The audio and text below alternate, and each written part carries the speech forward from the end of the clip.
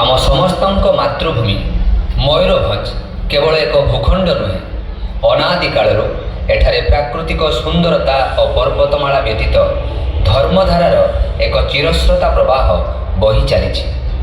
एही भूमि रे शैव, शाक्त, वैष्णव पुणी बौद्ध धर्म धारणा पर्यायक्रमे जाहिर करिसेंति निजर उपस्थिति। आजिर ए कहानी संपर्क में अधिक जानिबाकु हेले आम मानकु फेरिबाकु पड़िबो प्राय 200 वर्ष तलकु। बारिपदा सहरर दक्षिण पार्श्व बुढ़ाबड़ंग और जरालीसराली नदीर संगम स्थल ठारू अनति दूर रही एक सन्तसन्तिया भूमि। सेही बाट देई हाथी पिठी रे बसी राजा धर्मचंद्र भंजदेव यात्रा करुवा समय रे सेही सन्तसन्तिया भूमि रे हाथीटीर पाद दबिगला।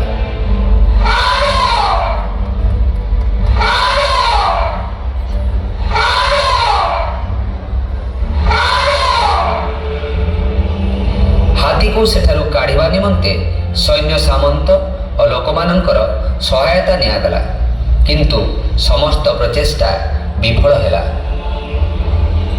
शेषरे राजा धर्मचंद्र भंजदेव प्रार्थना कले, हे ईश्वर, भाग्यर ए कौन विडंबना, कहीं समस्त प्रचेष्टा आज एठारे विफल हेउछि, कौन यार रहस्य? हे ईश्वर, मोटे पथ प्रदर्शन कर।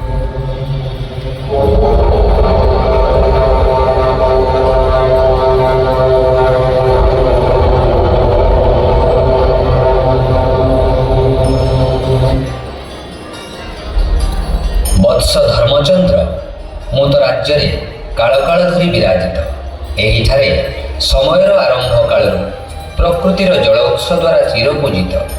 आज सर्वसम्मुख में मोर आविर्भाव हेबार समय आगत। तेणु निजर स्वरूप प्रकाश निमंते मु स्वयं महाशिव ए लीला रचना करिछि।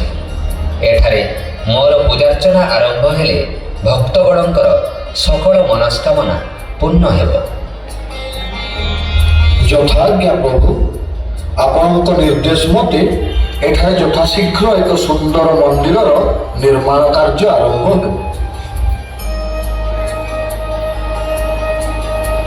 महादेव शिवंकर ए शून्यवाणी परे आपणा छाए हाथीटी ए सन्तसन्तिया गर्तरू ऊपर को उठी आसिला।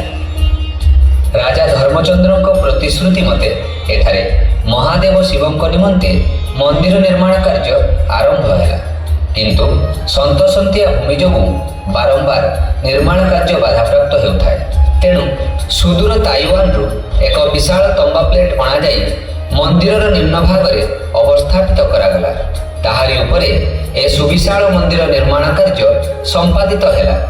एही मंदिरर शीर्ष रे रहिछि 5टी गंबुज। एठारे महादेव शिवंक मथारू गंगा बहिबा भଳି चिरस्रोता एक झर शिवलिंग निकटरू अविरत बहि चलिछि।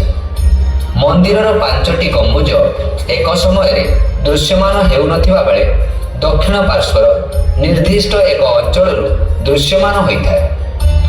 अनादि कालरू विराजित और प्राय 200 वर्षर ऊर्ध्व काल धरी पूजित एही दक्षिणावर्त चमत्कारी महादेव शिवंक शैवधारा संपर्क में मयूरभंज महोत्सव कमिटीर ए प्रयास आपण मानकु निश्चय अभिभूत करिथिबो।